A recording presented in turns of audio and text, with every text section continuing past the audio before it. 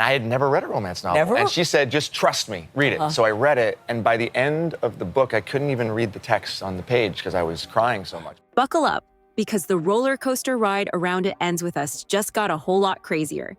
And I do not say that lightly. We're talking bombshell phone calls, jaw-on-the-floor courtroom confrontations, and yes, Blake Lively losing her cool in a way that nobody could have predicted. If you assumed the behind-the-scenes friction between Lively and Justin Baldoni was yet another Hollywood spat about comedic timing or how many designer outfits to squeeze into a single shoot, think again. This saga is bigger than a summer blockbuster, and rumor has it that a single phone call set this entire legal circus ablaze. But before we dissect the meltdown moment that's got fans shook, do me a quick favor, hit that like button and subscribe so you don't miss the next scandal. All set? Perfect. Let's jump right in. First things first, how on earth did we get into this mess? Let's rewind for just a second. When Hollywood's big players revealed they were adapting the best-selling novel It Ends With Us, fans practically floated with excitement. Justin Baldoni, renowned for his heartfelt storytelling and tear-inducing flair, seemed like the ideal director to handle a novel that's basically an emotional roller coaster.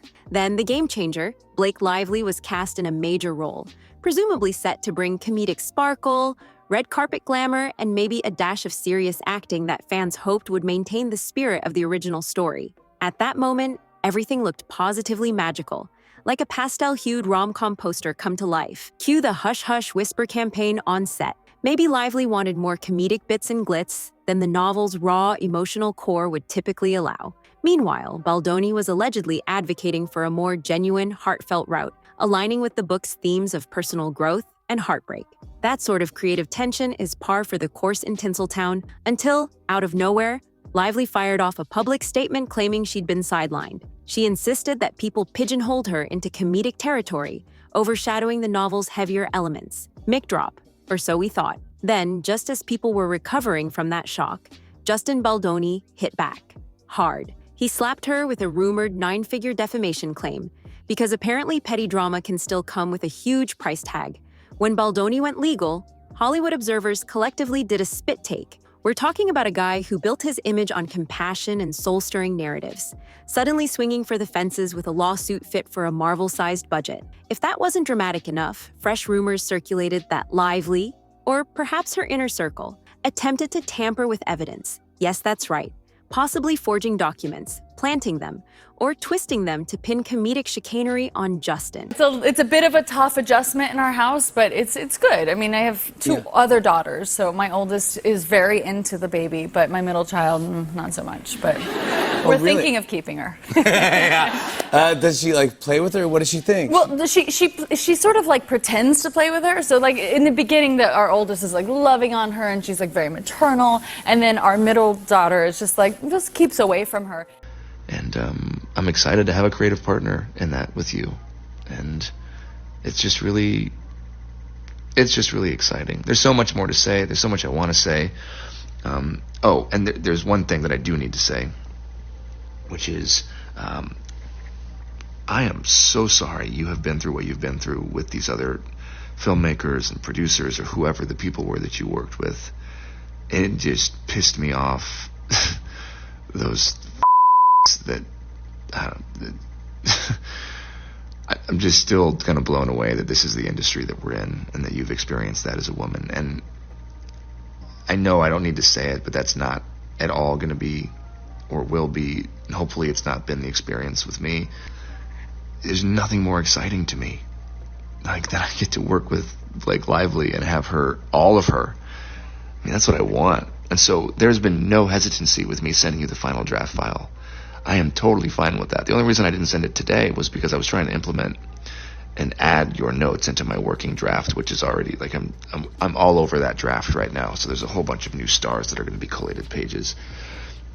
And I just haven't had a chance to send it to you.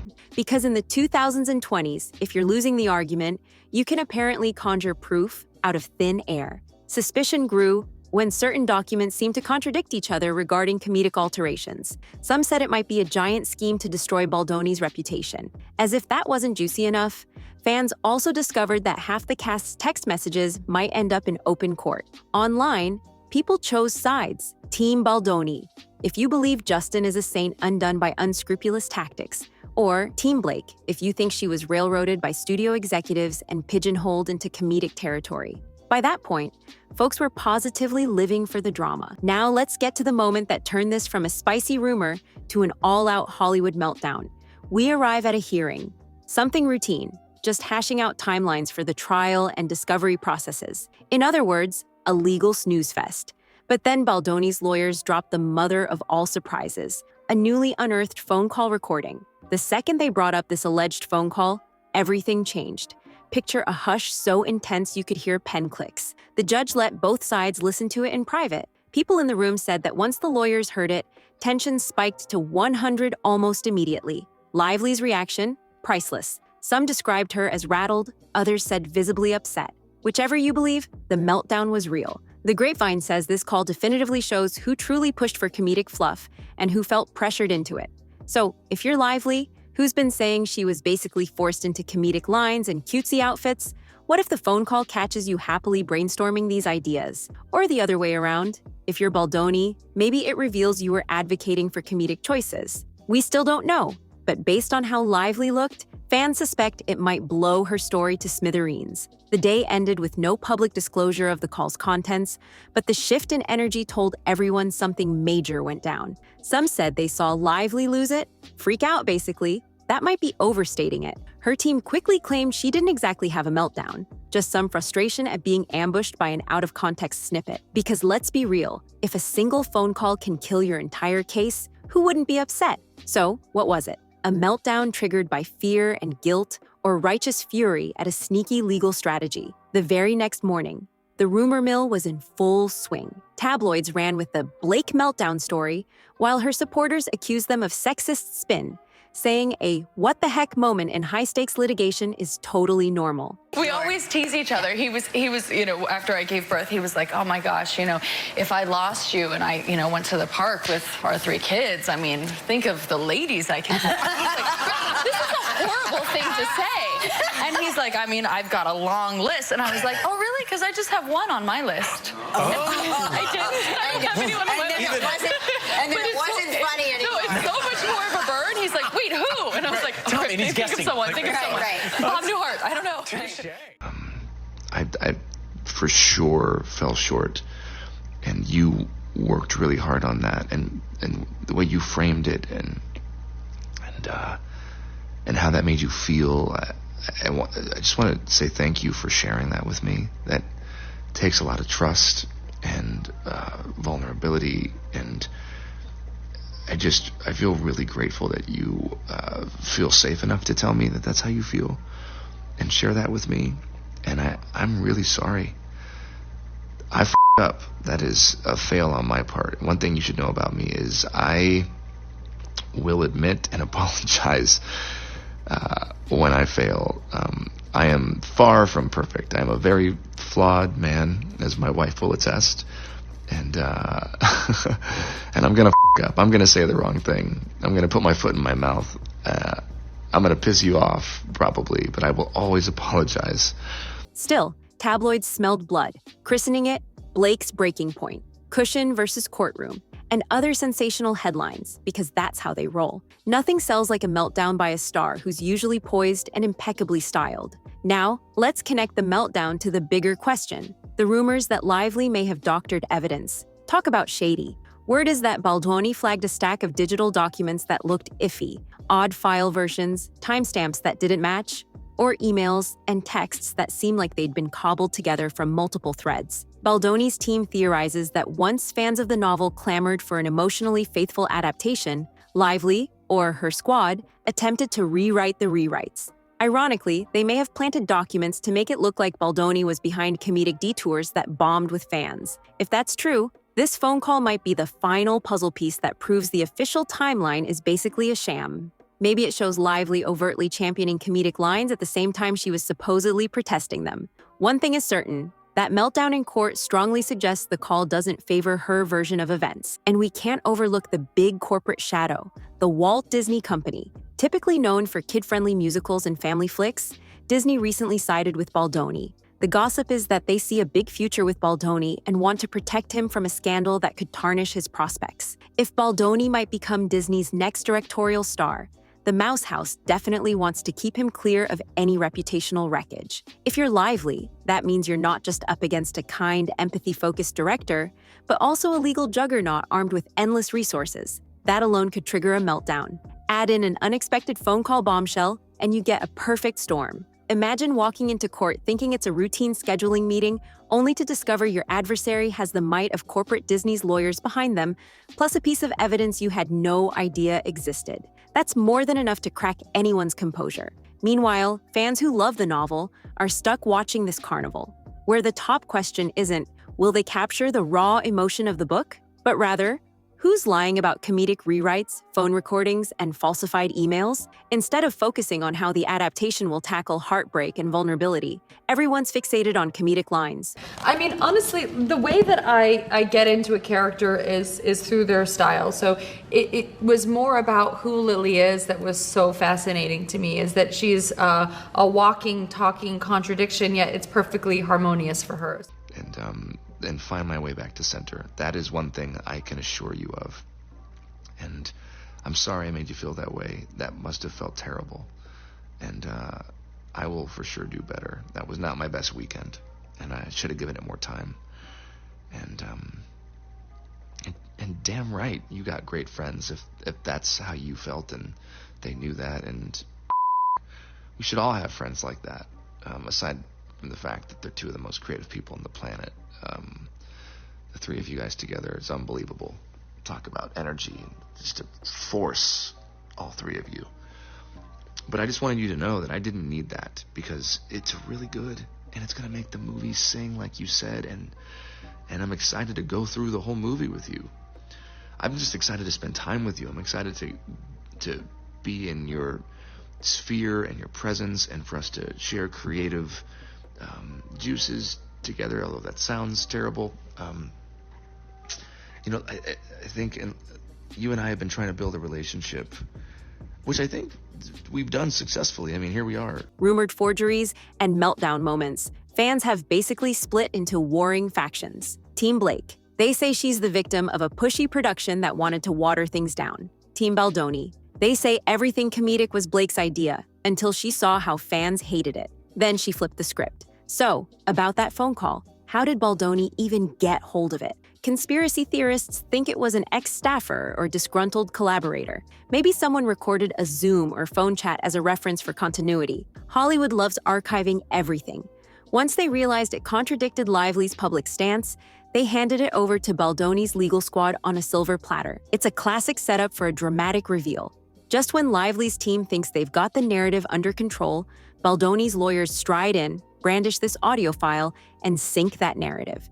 Lively hears it, flips out, and tabloid headlines explode. Even though the lawyers hashed out if it was admissible, the word is that it is. So we could hear about it in depositions or even during the trial. Now, let's really speculate about the call's contents. Lively, the cheering creator. One possibility is that it's a clip of Lively enthusiastically endorsing comedic ideas, referencing zany wardrobe choices, or even proclaiming how thrilled she is about the film's comedic angle. That would punch holes in her claim that these comedic twists were forced on her. Quid pro quo. Perhaps it's her or a producer musing that comedic changes will rake in big box office bucks, suggesting Lively wasn't blindsided but actually chasing comedic stardom until the novel's diehard fans went negative and she switched gears. Studio puppetry. Another angle is that it calls out some studio exec pulling the strings, removing blame from both Lively and Baldoni. But if that were the case, why did Lively look so shaken? Maybe the call catches Lively outright claiming she was pressured into comedy while the other party sets the record straight. That could be catastrophic for her side of the story. Let's be honest. Blake Lively is famously cool as a cucumber on red carpets and talk shows. Yet these allegations and that alleged courtroom meltdown may damage her image. If that phone call truly contradicts her stance, that she was forced into comedic, fashion-forward decisions, that's a tough hill to climb. A lot of it's my real-life clothes or my husband's clothes or my girlfriend Gigi's clothes. I was borrowing some... Wait, that's kind of amazing. So you have something of Gigi's in the movie. Yeah, it's like a wedding, like something old, something borrowed, something blue, something new. Wait, which one? Now I want to think of the scene. Oh, I'm wearing her stuff all over it. Oh, really? Tons of like Bodhi, which is with the suit now that I'm wearing is Bodhi. It was meant for my husband, but I borrowed it. His suit? It was meant for him to wear, but it's so pretty. Look at it. You guys are not getting it in the shot.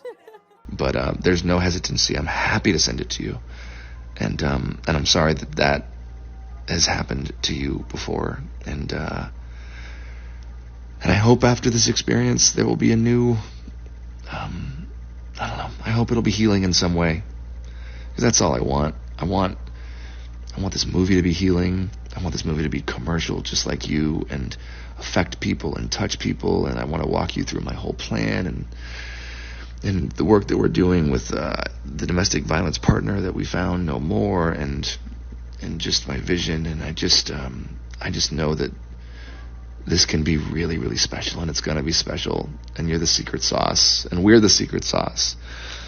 And anyways, I have so much more to say. I'm gonna stop rambling, because Jesus Christ, it's been 6 minutes and 30 seconds, so me.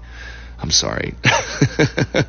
You probably have kids all over you and a baby on your boob, and you're listening to me ramble at 2 a.m. I hope you're feeling better, and give Ryan my love.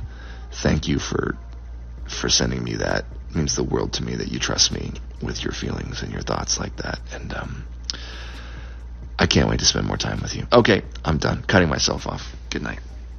Factor in the talk of doctored documents, and we may see a major dent in her reputation. Her defenders argue we're witnessing a star buckling under studio demands. They say that early comedic brainstorming calls don't necessarily reflect the final vision, especially if the resulting film reportedly turned out to be 80% comedic fluff. Maybe Lively just got exasperated seeing this cherry-picked evidence that lacks context. From the outside looking in, though, it's not a flattering picture. Meanwhile, the burning question for fans of the novel is, will this movie ever actually come out? Filming might be mostly wrapped, but what about marketing? Investors hate risk, especially the kind of risk that overshadows a film with comedic fiascos and mega lawsuits. Typically, studios do test screenings, run promotional tours, get the stars on late-night shows. How do you do that when your director and leading lady only communicate via lawyers? Maybe Disney's lawyers will pull off a miracle settlement, hush it all up, and release the movie quietly. But how do you market a tearjerker that's overshadowed by comedic controversies and a lawsuit bigger than a normal Hollywood budget?